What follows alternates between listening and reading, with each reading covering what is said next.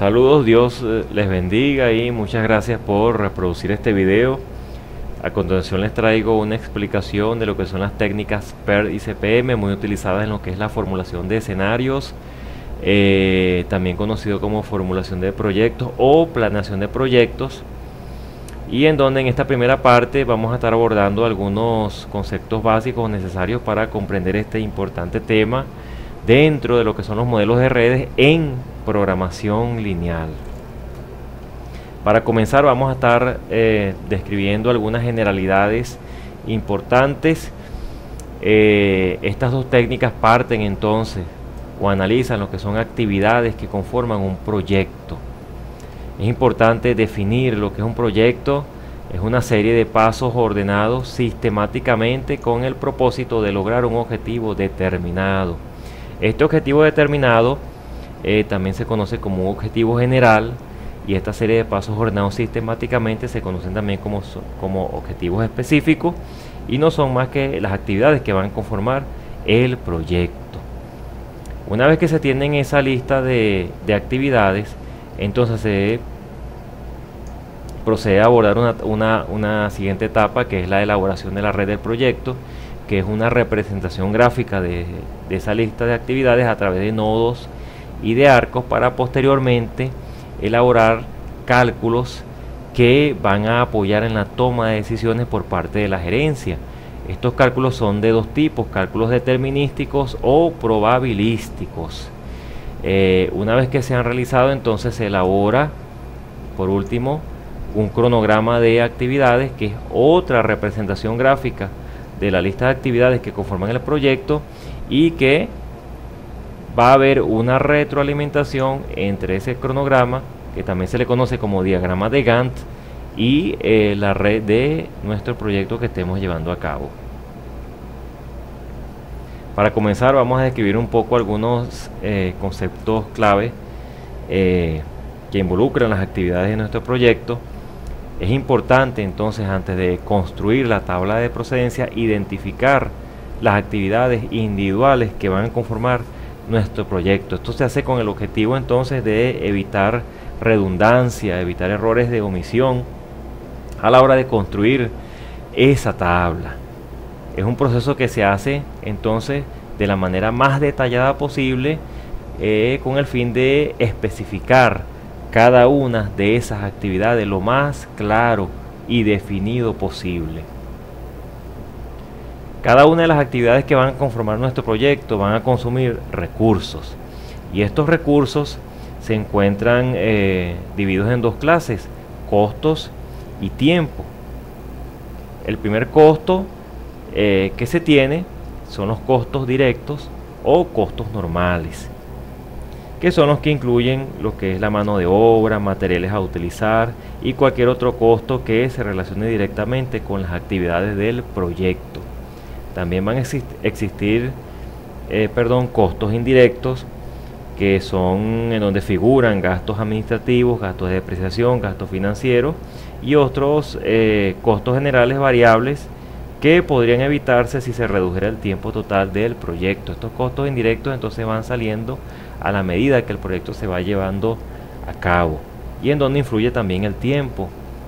Se tienen también lo que son los costos de penalización, que son los que se asumen cuando el proyecto se prolonga más allá de una fecha específica, y que también, si mientras más rápido se termine, más rápido se concluya, pueden evitarse. También existe lo que son los costos debido a la compresión, que son costos que están asociados a un tiempo de compresión de cada una de las actividades. Más adelante vamos a estar hablando de ello. Y por último, los costos totales del proyecto, que es la sumatoria de todos los gastos financieros de nuestro proyecto. En lo referente al tiempo, se tiene entonces lo que son los tiempos, o el tiempo optimista, que es el que se refiere a que todo tiene que salir perfectamente bien para lograrlo. O sea, es un tiempo que se lleva a cabo cuando no existen obstáculos, cuando no existen otro tipo de perturbaciones. También se trabaja con un tiempo más probable o tiempo normal, que es el que ocurre cuando la ejecución se realiza en condiciones normales, este es comúnmente el más usado.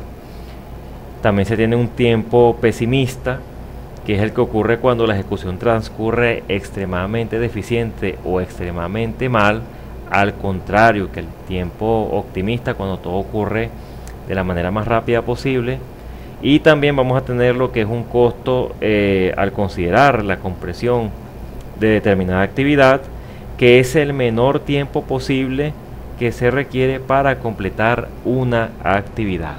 Nótese entonces que entre este tiempo al considerar la compresión y el tiempo optimista existe alguna semejanza. Más adelante entonces vamos a estar trabajando, y en subsiguientes videos con estos tiempos. Para la construcción entonces de nuestra tabla de procedencia es importante responder 3 preguntas clave. La primera de ellas es: ¿qué actividades preceden inmediatamente de la actividad actual? Número 2, ¿qué actividades siguen inmediatamente a la actividad actual? Y número 3, ¿qué actividades son concurrentes con la actividad actual? Esto va a permitir entonces de que cada una de ellas esté plasmada de la forma más específica posible y de la manera más relacionada posible. Una vez entonces que hemos descrito los elementos básicos para la descripción y el abordaje de las actividades, se procede entonces a desarrollar lo que es el diagrama de red. El diagrama de red, como le había dicho anteriormente, es una representación gráfica de la lista de actividades que conforman el proyecto a través de nodos y a través de arcos. Número 1, entonces, cada actividad está representada con uno y un solo arco de la siguiente manera. Un nodo entonces es un círculo con un número en el centro, y un arco es una línea recta con una flecha que va a indicar un sentido o una dirección. Cada actividad número 2 debe estar identificada con 2 nodos terminales distintos. Entonces, hay maneras incorrectas de elaborar este gráfico. Acá tenemos una de ellas. Nótese entonces que acá se tiene una actividad A y se tiene una actividad B, pero se cae en el error de tomar como nodo de inicio y nodo de terminación el mismo nodo. De esta manera no se puede observar la forma individualizada gráficamente de esas actividades, por lo cual es una forma entonces errónea. Las formas correctas de dibujar estas actividades son las siguientes. Acá tenemos una de ellas. Tenemos acá 2 actividades, una actividad A y una actividad B, establecidas con nodos de inicio y nodos de terminación distintos. Fíjense, aquí está el nodo 1, nodo 3 para la actividad A y el nodo 1 y 2 para la actividad B, sin importar pues que parten del mismo nodo de inicio. Esto no, acá en este caso no hay ningún problema, tal como se describe en el segundo ejemplo y en el tercer ejemplo. Y también tenemos una actividad con líneas punteadas que se le conoce como actividad ficticia. En el ejemplo vamos a estar describiendo qué es lo que hace esta actividad ficticia. Es por ello, en base a lo anterior, se derivan 3 reglas básicas para la construcción del diagrama de red. La primera regla entonces es que cada actividad se representa con un arco y uno solo. Regla número 2, cada actividad se debe identificar con 2 nodos distintos.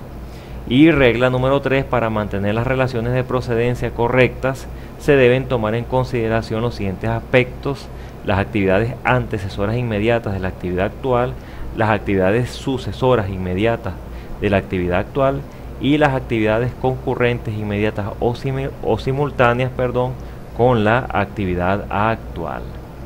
Vamos a describir entonces esta teoría con 3 ejemplos sencillos. El primero de ellos parte de una tabla de procedencia corta, solamente 3 actividades. Fíjense que estas tablas generalmente tienen la misma estructura: una columna de la izquierda en donde se describe la actividad y una columna de la derecha donde se describen los nodos predecesores. La primera actividad, que es la actividad A, no tiene una actividad predecesora. Fíjense que aparece acá un guión, por lo cual quiere decir que voy a dibujar el primer nodo, el arco referente a la actividad A y un nodo de terminación. De esta manera, y en base a lo dicho anteriormente, vamos a tener gráficamente nuestra actividad A. Luego tenemos una actividad B, como aparece acá en la tabla, que parte después de A, siendo A su predecesora, que se va a escribir de la siguiente manera. Se va a sacar entonces un arco a partir de este nodo de terminación de la actividad A, así,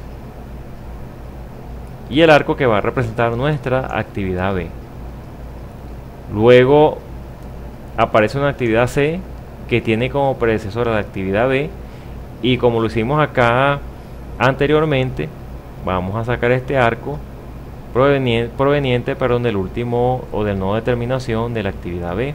De esta manera entonces tenemos una representación gráfica sencilla a partir de estas tres actividades.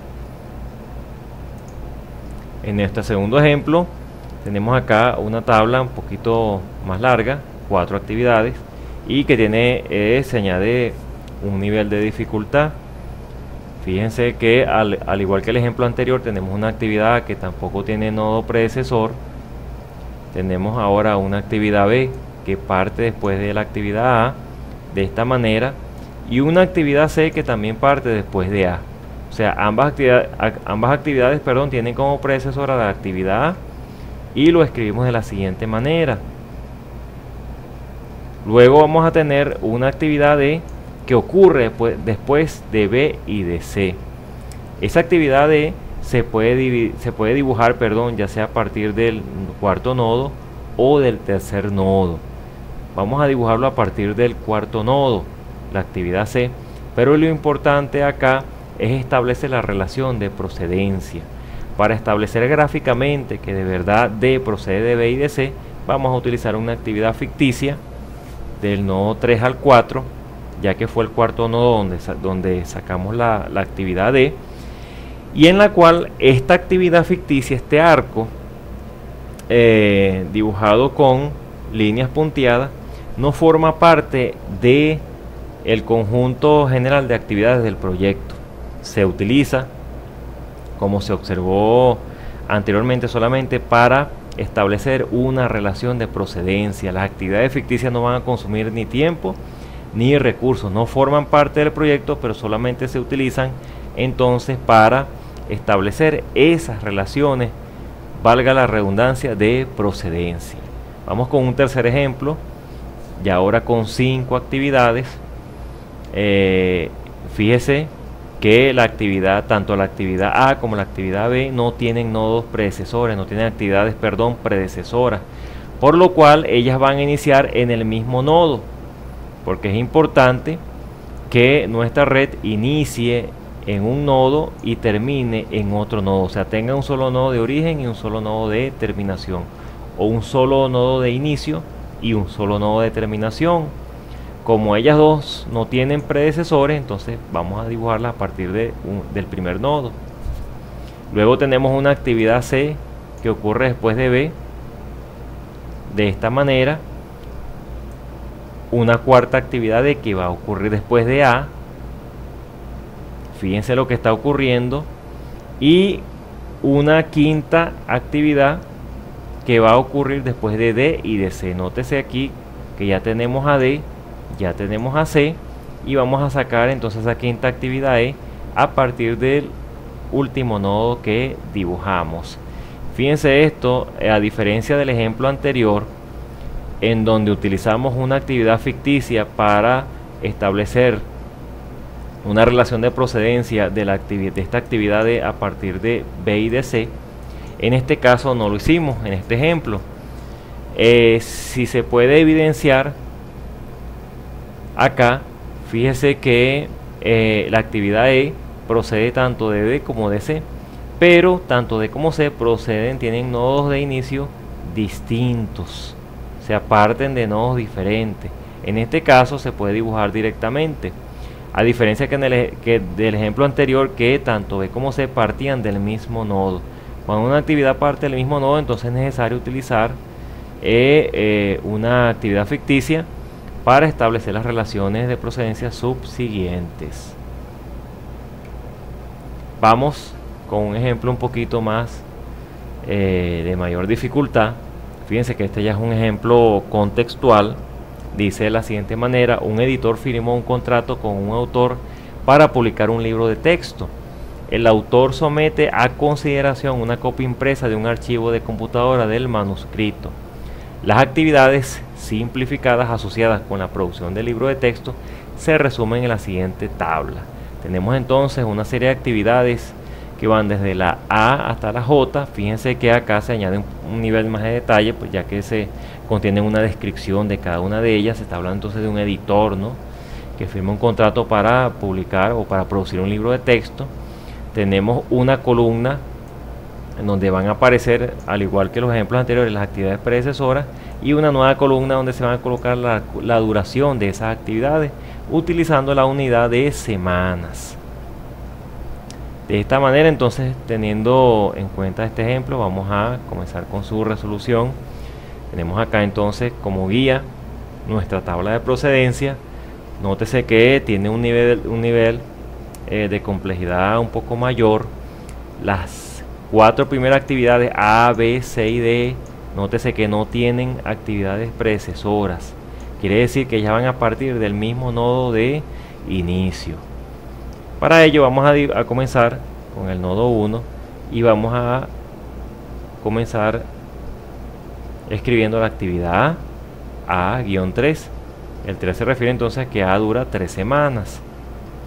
Vamos a dibujar un segundo arco que va a referirse a la actividad B de esta manera, y vamos a dibujar un tercer arco que va a contener a nuestra actividad D. Fíjense que no voy a colocar la actividad C, puesto que se va a utilizar más adelante, y para los fines de mantener la red de forma simétrica, vamos a dibujar a C después. Nótese algo, es importante decir que cuando se está elaborando este tipo de redes se borra mucho. En este caso, claro, como estoy haciendo a través de una presentación, para hacerlo más fácil, cuando se hace de manera manual se tiende a borrar mucho, de manera de darle simetría a la red. Lo importante en este tipo de redes entonces que tenga un solo nodo de inicio y que tenga un solo nodo de terminación, y que pueda verse claramente, puede establecerse claramente gráficamente cuáles son las procedencias de cada una de esas actividades. Es por ello entonces que, fíjense, dejé la actividad C para después, ya ustedes van a ver por qué. Luego comenzamos acá siguiendo la tabla con una actividad E que ocurre después de A y de B. Fíjense, tenemos acá nuestra actividad E, pero ya que, y como los ejemplos anteriores les había dicho, tanto A como B parten del mismo nodo, entonces acá es necesario utilizar una actividad ficticia que va a ir desde el nodo final de la actividad A hasta el nodo de inicio de la actividad E. No se puede colocar el arco de A directamente hasta el nodo de inicio de la actividad E, ya que estaríamos incurriendo en una manera errónea de dibujar estos arcos, ¿no? La segunda actividad que vamos a escribir es la actividad F. F ocurre después de la actividad E, fíjense. Luego una actividad G que ocurre después de F. Luego, fíjese, una actividad H que ocurre después de D. H ocurre después de D. Luego I, que tiene como predecesores a las actividades G y H, ya las tenía anteriormente. Fíjense, parten de nodos diferentes y por lo tanto se dibuja el arco directamente al nodo de inicio de la actividad I. Y por último, una actividad J que ocurre después de C y que ocurre después de I. Fíjense, como C no tiene nodo predecesor, la voy a dibujar a partir del nodo 1, que es el nodo de inicio, al igual que las 4 actividades que aparecen acá en la primera parte, A, B y C. pero como me dice al final que la actividad J ocurre después de C y de I, es por ello entonces que lo dibujamos al final. De esta manera entonces tenemos acá nuestra actividad J, que va a ocurrir después de C y de I. Tenemos entonces acá en la red un nodo de inicio, tenemos un nodo de terminación, tenemos una representación clara de todas estas actividades. Este ejemplo se refiere entonces a un editor que quiere producir su libro de texto. Todo está aquí entonces establecido de forma gráfica a través de una manera bastante clara. De esta manera concluimos este primer video, en donde abordamos algunos conceptos básicos de este tema comenzando con CPM, formulación de escenarios. Espero que les haya sido de gran utilidad. Muchas gracias por reproducirlo y que Dios les bendiga.